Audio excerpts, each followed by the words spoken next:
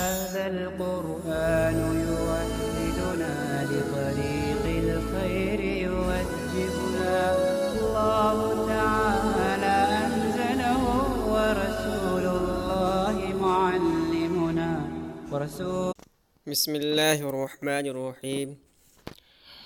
آج ہم نحومیر کے سبق نمبر 4 کو پڑھیں گے۔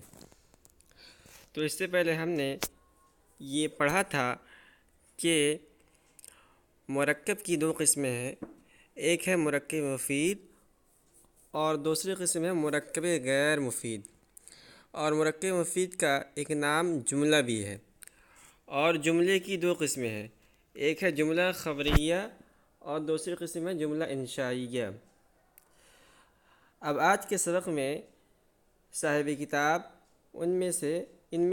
ان دونوں قسموں میں سے ہر ایک کی تعریف کر رہے ہیں کہ جملہ خبریہ کس کو کہتے ہیں، جملہ انشائیہ کس کو کہتے ہیں، اور پھر ان کے اقسام بیان کریں گے، ان کی کتنی قسمیں ہیں۔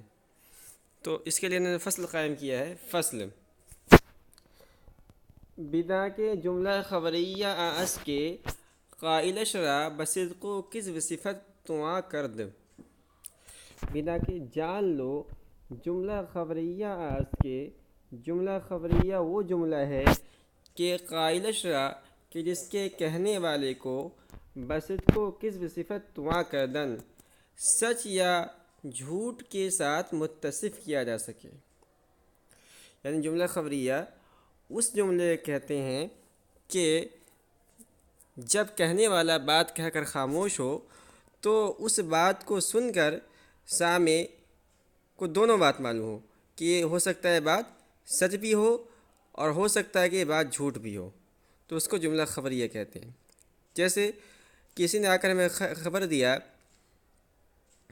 کہ ضرب زید عمرا، کہ زید نے عمر کو مارا ہے، تو ہم نے جیسے ہی اس خبر کو سنا، اس جملے کو سنا، اس کلام کو سنا، تو فوراً ہمارا ذہن کے اندر، ہمارے دل کے اندر یہ بات آتی ہے کہ ہو سکتا ہے مارا بھی ہو اور ہو سکتا ہے نہ بھی مارا ہو، دونوں احتمال ہے۔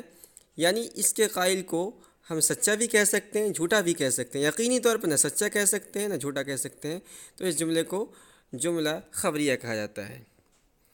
وآ بر دو نوع است، اور اس کی 2 قسمیں ہیں، جملہ خبریہ کی 2 قسمیں ہیں۔ وآ بر دو نوع است، اور جملہ خبریہ کی 2 قسمیں ہیں۔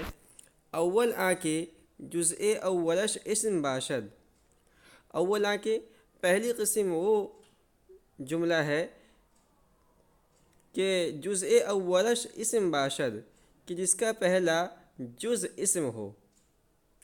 اول آ کے جملہ خبریہ کی پہلی قسم کیا ہے؟ آ کے جزء اولش اسم باشد، کہ جس کا پہلا جز اسم ہو۔ وہ آرا جملہ اسمیہ گوین، اور اس کو جملہ اسمیہ کہتے ہیں۔ کیوں؟ زید عالم، جیسے کہ زید عالم۔ تو اس سے پہلے صاحب کتاب نے بتایا تھا کہ جملہ بننے کے لیے کم سے کم 2 لفظ چاہیے۔ تو اگر 2 لفظ سے مل کر جملہ بنا ہے تو اب ہم دیکھیں گے کہ اس جملے میں جو 2 لفظ ہے ان میں سے پہلا لفظ کیا ہے۔ اگر وہ پہلا لفظ اسم ہے، یعنی اس کے اندر اسم کی علامتیں پائی جا رہی ہیں، تو اس جملے کو جملہ اسمیہ کہیں گے۔ ٹھیک ہے؟ زید عالم، چوں زید عالم، جیسے کہ زید عالم، اس کا ترجمہ ہے کہ زید عالم، زید عالم ہے۔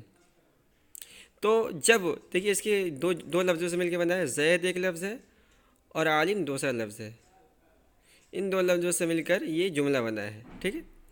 اور جب ہمارے سامنے قائل نے یہ خبر دی تو اس کو سننے کے بعد ہمیں اس کے صدق و کذب دونوں کا احتمال معلوم ہوا کہ ہو سکتا ہے کہ قائل جو کہہ رہا ہے کہ زید عالم ہے سچ ہے، اور ہو سکتا ہے کہ جھوٹ ہے، تو یہ ہوا جملہ خبریہ۔ تو جملہ بھی ہوا، جملہ خبریہ بھی ہوا۔ اور پھر اس میں جو پہلا جز یعنی زید، یہ اسم ہے، اس لیے کہ اس کے اندر اسم کی علامتوں میں سے کئی علامتیں پائی جا رہی ہیں، آگے اسم کی علامتیں آئیں گی، تو اس میں سے ایک ہے تنوین کا ہونا، تو یہاں وہ علامت پائی جا رہی ہے، تو اس لیے یہ اسم ہے، تو اس کو کہیں گے جملہ اسمیہ، اس لیے کہ اس میں اس جملے کا پہلا جز اسم، زید یہ اسم ہے، اس لیے اس کو جملہ اسمیہ کہیں گے۔ یعنی زید دانا است، یعنی زید عقل جاننے والا ہے، عالم ہے. ہو گیا. جزء اولش مسند الیہ است. اب اس میں اس کی تشریح کر رہے ہیں کہ زید عالم کے اندر جو پہلا جز ہے یعنی زید مسند الیہ است، مسند الیہ ہے. جزء اولش مسند الیہ است، ان میں ان دو جزوں میں سے پہلا جز جو ہے، پہلا جز مسند الیہ ہے. مسند الیہ یعنی جس کی طرف نسبت کیا جائے. تو عالم کی نسبت زید کی طرف کی جا رہی ہے. زید عالم ہے، اس میں زید کی طرف عالم ہونے کی نسبت کی جا رہی ہے. تو عالم کی نسبت زید کی طرف ہے، تو اس کو زید کو کہیں گے مسند الیہ، جس کی طرف نسبت کی جائے. ٹھیک ہے. تو جزء اولش مسند الیہ است، اس کا پہلا جز مسند الیہ ہے. وہ آرا مبتدا گوین، اور اس کو مبتدا کہتے ہیں. تو مسند الیہ کا دوسرا نام مبتدا ہے. وہ جزء دو مسند است، اور اس کا دوسرا جز مسند ہے. وہ آرا خبر گوین، اور اس کو خبر کہتے ہیں. تو مسند کہتے ہیں کہ جس کی نسبت کسی دوسرے کی طرف کی جا رہی ہے. تو عالم کی نسبت زید کی طرف کی جا رہی ہے، تو عالم ہوا مسند، اور اس کا دوسرا نام مسند کا دوسرا نام خبر ہے. تو مسند الیہ کا دوسرا نام مبتدا ہے، اور مسند کا دوسرا نام خبر ہے. تو جملہ خبریہ کی پہلی قسم تھی اسم، اس کا بیان مکمل ہوا. جملہ خبریہ کی دوسری قسم دوم آ کے جزء اولش فعل باشد. جملہ خبریہ کی دوسری قسم وہ مسند ہے، وہ جملہ ہے کہ جزء اولش فعل باشد، کہ جس کا پہلا جز فعل ہو. ٹھیک ہے. یعنی پہلے ہم یہ دیکھیں گے کہ جملہ ہے یا جملہ نہیں ہے، یعنی دو لفظ سے مل کر بنا ہے یا نہیں بنا ہے، دو جز سے مل کر بنا ہے کہ نہیں بنا ہے. اگر دو جز سے مل کے بنا ہے تو اس کے بعد ہم دیکھیں گے کہ اس کا جزء اول اسم ہے یا فعل ہے. اگر اسم ہے تو اس کو جملہ اسمیہ کہتے ہیں، اور اگر فعل ہے تو اس کو جملہ فعلیہ کہیں گے. دوم آ کے جزء اولش فعل باشد، دوسری قسم وہ جملہ ہے کہ جس کا پہلا جز فعل ہو. وہ آرا جملہ فعلیہ گوین، اور اس کو جملہ فعلیہ کہتے ہیں. وہ جزء دو مسند الیہ، اور دوسرا جز مسند الیہ است، مسند الیہ ہے. وہ آرا فعل گوین، اور اس کو فعل کہتے ہیں. تو کہہ رہے ہیں کہ جملہ فعلیہ کے اندر جو دوسرا جز ہوگا، جزء دوم، تو پہلا جز تو جو ہوگا مسند یعنی فعل، تو مسند ہوا. وہ جزء دوم جملہ فعلیہ کے اندر جو دوسرا جز ہوگا مسند الیہ، تو مسند الیہ ہوگا. وہ آرا فاعل گوین، اور اس کو فاعل کہتے ہیں. ٹھیک ہے. تو جملہ فعلیہ کے اندر، جملہ اسمیہ کے اندر مسند الیہ کو مبتدا اور مسند کو خبر کہتے ہیں، لیکن جملہ خبریہ کے اندر، جملہ فعلیہ کے اندر مسند کو فاعل کہتے ہیں، مسند الیہ کو فاعل کہتے ہیں، اور مسند کو فعل کہتے ہیں.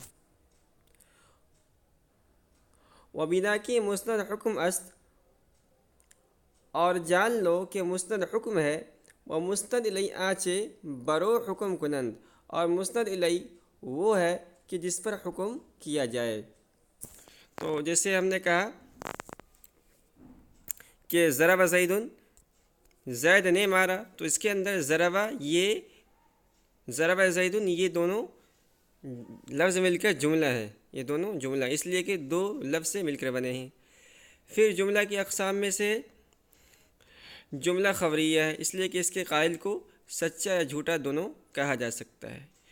پھر جملہ خبریہ کے اقسام دونوں قسموں میں سے یہ جملہ فعلیہ ہے، اس لیے کہ اس کا پہلا جز یعنی ضرب یہ فعل ہے.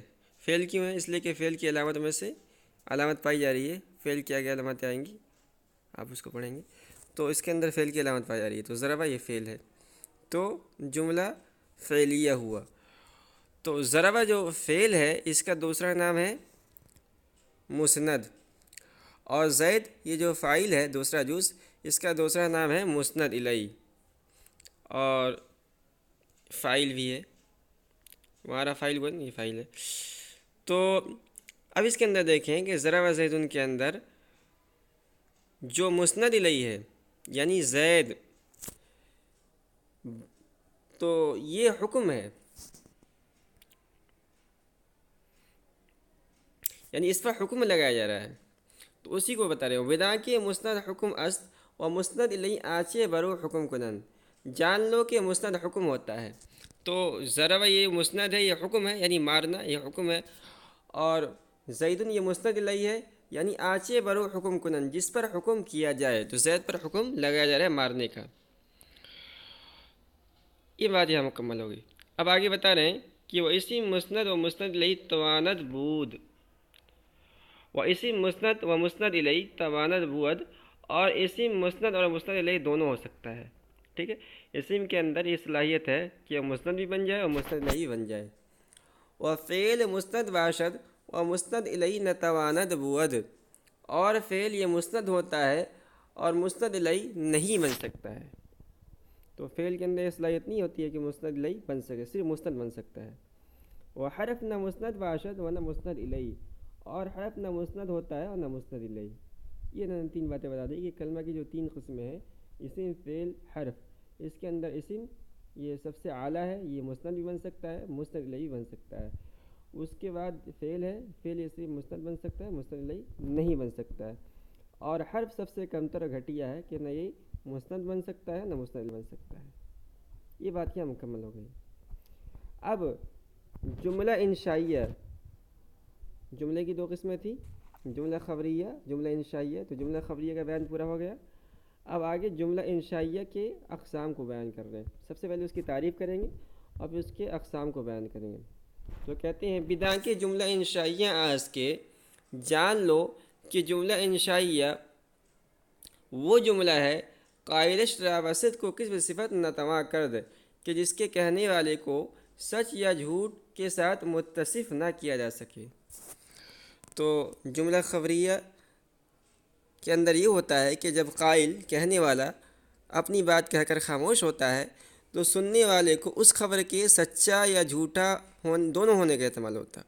وہ قائل کو سچ کے ساتھ بھی متصف کر سکتا ہے، جھوٹ کے ساتھ متصف کر سکتا ہے۔ ہم نے اس کی مثال دی تھی کہ ضرب زید عمرہ، کسی نے کہا کہ زید نے عمرو کو مارا ہے، تو ہم نے جب یہ قائل کی زبان سے یہ جملہ سنا تو ہم یقینی طور پر نہیں کہہ سکتے ہیں کہ یہ خبر سچی ہے۔ ہو سکتا ہے کہ زید نے عمرو کو مارا ہو اور ہو سکتا ہے کہ نبی مارا ہو، تو اس کو جملہ خبریہ کہتے ہیں۔ لیکن جملہ انشائیہ کے اندر بات نہیں ہوتی ہے۔ جب قائل اپنی بات کہہ کر خاموش ہوتا ہے تو وہ خبر یا تو سچی ہو یا جھوٹی، یقینی طور پر جو ہے ایک اس کے اندر یہ بات معلوم ہوگی۔ جیسے ہم نے کہا اضرب مار تو، ہمارے سامنے زید کھڑا ہے اور عمرو کھڑا ہے، ہم نے زید کو خطاب کرے کہا کہ اضرب عمرہ، کہ تم عمرو کو مارو، تو اب اس کے اندر سچ اور جھوٹ دونوں کا کسی کا احتمال نہیں ہے، یعنی یا تو یہ سچ ہوگا یا جھوٹ ہوگا، دونوں میں سے ایک ہوگا۔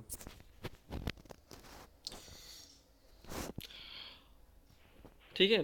اب جملہ انشائیہ کی کئی قسمیں ہیں، وہاں پر چند قسم است، اور اس کی چند قسمیں ہیں۔ امر چوں اضرب، پہلی قسم ہے جملہ انشائیہ کی امر، جیسے کہ اضرب، و نہیں چوں لا تضرب، تو اضرب کے معنی آتے ہیں مار تو، یہ فعل امر ہے۔ جملہ انشائیہ کی دوسری قسم ہے نہیں چوں لا تضرب، جیسے کہ لا تضرب یعنی مت مار تو۔ تیسری قسم ہے استفہام، چوں حل ضرب زیدن، جیسے کہ حل ضرب زیدن، کیا زید نے مارا۔ چوتھی قسم ہے تمنی، تو استفہام کے معنی آتے ہیں، ہر ایک کو ہم سمجھتے ہیں۔ امر کے معنی آتے ہیں کسی کو حکم کرنا، جیسے ہم نے کہا اضرب مار تو، اور نہیں کے معنی آتے ہیں کہ کسی کو کسی چیز سے روکنا، جیسے کہ لا تضرب مت مار تو۔ استفہام کے معنی آتے ہیں سوال کرنا، جیسے ہم نے کہا حل ضرب زیدن، کیا زید نے مارا، جس کو استفہام کہتے ہیں۔ اور جملہ انشائیہ کی چوتھی قسم ہے تمنی، چوں لیت زیدن حاضرن، تمنی کے معنی آتے ہیں کسی چیز کی خواہش کرنا، کسی چیز کی تمنا کرنا کہ کاش ایسا ہو جاتا۔ تو اس کی مثال دیا تھا لیت زیدن حاضرن، ترجمہ کریں گے کاش زید حاضر ہوتا۔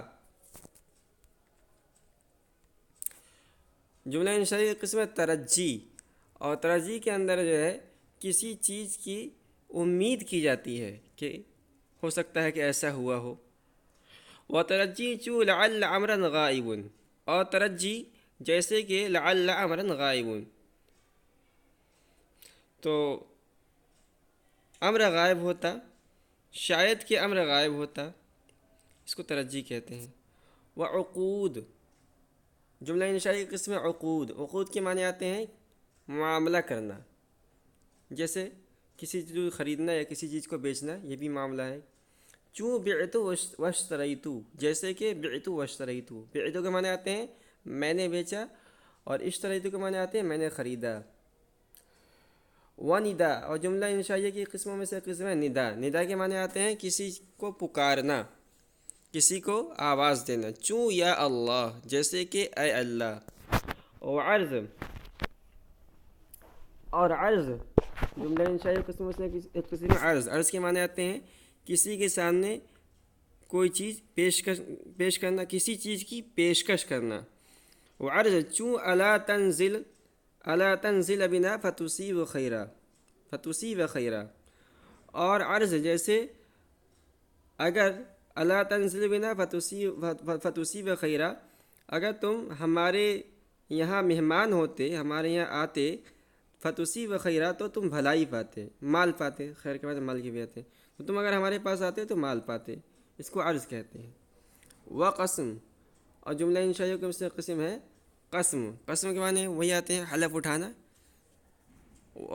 چوں واللہ لأضربن زیدا، جیسے کہ بخدا میں زید کو ضرور بھی ضرور ماروں گا۔ وتعجب، اور جملہ انشائیہ کی قسموں میں سے آخری قسم ہے تعجب، چوں ما احسنہ، جیسے کیا ہی خوب اچھا ہے، محسن بھی بہت ہی اچھا۔ تو یہ جملہ انشائیہ کی تقریباً 10 قسمیں ہیں، اور ان 10 قسموں کو میں یہ ہوتا ہے کہ جب کہنے والا بات کہہ کر خاموش ہوتا ہے تو اس کے کہنے والے کو سچا یا جھوٹا جھوٹ کے ساتھ متصف نہیں کہہ سکتے، یقینی طور پر کچھ کہنا پڑے گا۔ تو آج کا سبق ہم یہی ختم کرتے ہیں، اور اگلے سبق کے اندر ہم مرکب غیر مفید کے بارے میں پڑھیں گے۔